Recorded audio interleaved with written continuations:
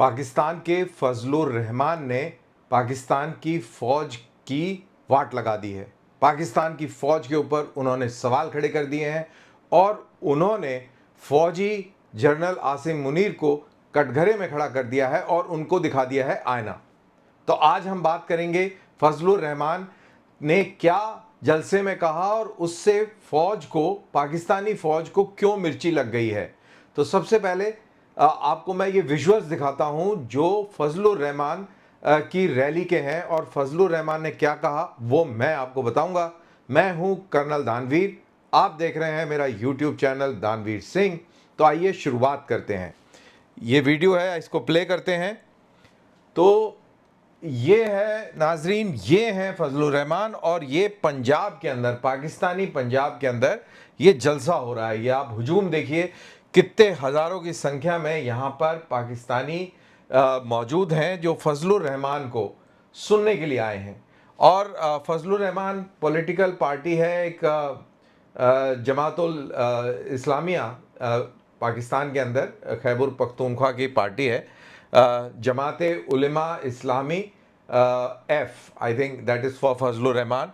और ये हैं फजलुर रहमान और खैबर पख्तूनख्वा से आते हैं और उसी के हवाले से, उसी के कॉन्टेक्स्ट में ये बात कर रहे हैं। तो इन्होंने क्या क्या पॉइंट्स हाईलाइट करे। इन्होंने कहा कि देखिए, बलूचिस्तान के ऊपर हम बातें करते रहते हैं, बलूचिस्तान आपके कब्जे से जा चुका है। उन्होंने कहा है अगर आप कहीं हुकूमत चलती है तो वो वहाँ की कैपिटल में चलती है, यानी कि वो कोयटा को बोल रहे थे कि कोयटा में आपकी हुकूमत है।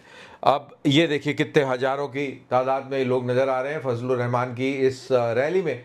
फिर उन्होंने ये कहा कि खैबर पख्तून का भी हाल इसी तरीके से हो गया है। वहाँ भी हम अपने बाज़ारों में अपने अजीज़ों के लिए कफ़न ख़रीदने जाते हैं और बीते 24 घंटे में हमने अपने 50 अजीज़ खोए हैं।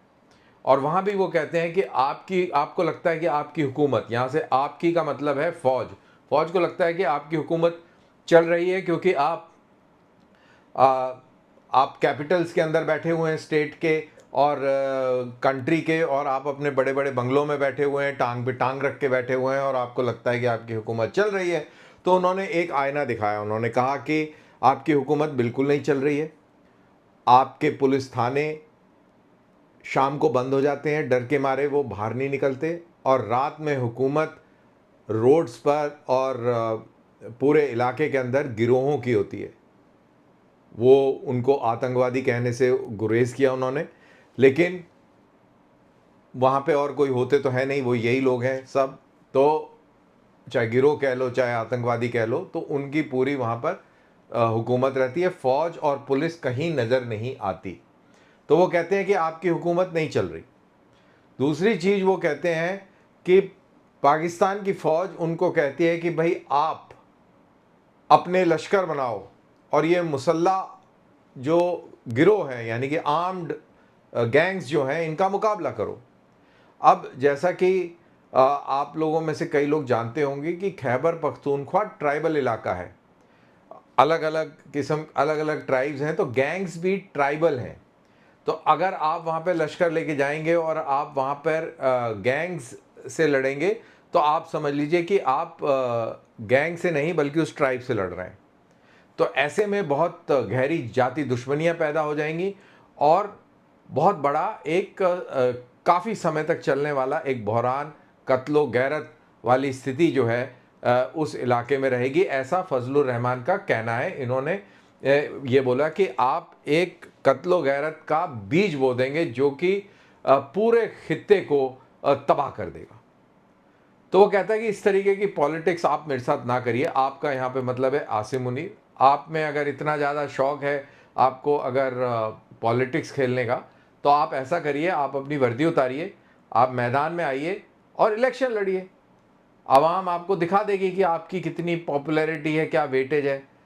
तो ये इन्होंने बहुत हार्ड हिटिंग बातें आज जलसे में कही और इसके चलते पाकिस्तान के अंदर बहुत बड़ा बहरान आ गया है, स्पेशली इन दी इस्टेब्लिशमेंट, यानी कि फ़ौज और जो मौजूदा हुकूमत है उसके अंदर।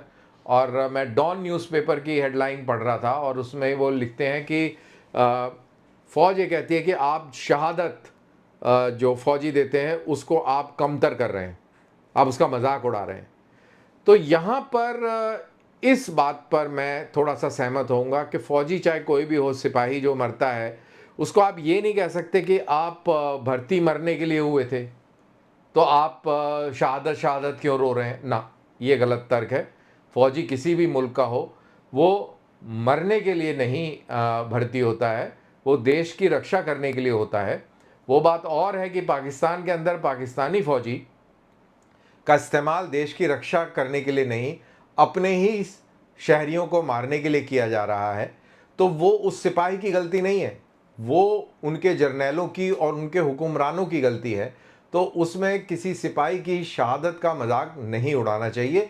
लेकिन बहरहाल उन्होंने ये बात कही जिसके ऊपर काफ़ी सारी केसेस और एफआईआर अब दर्ज हो रही हैं पाकिस्तान के मुख्तलिफ इलाकों के अंदर।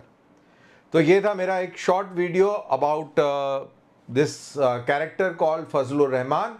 इन्होंने क्या बोला, जो बोला वो एक आईना था, पाकिस्तानी फ़ौज को दिखाया उन्होंने।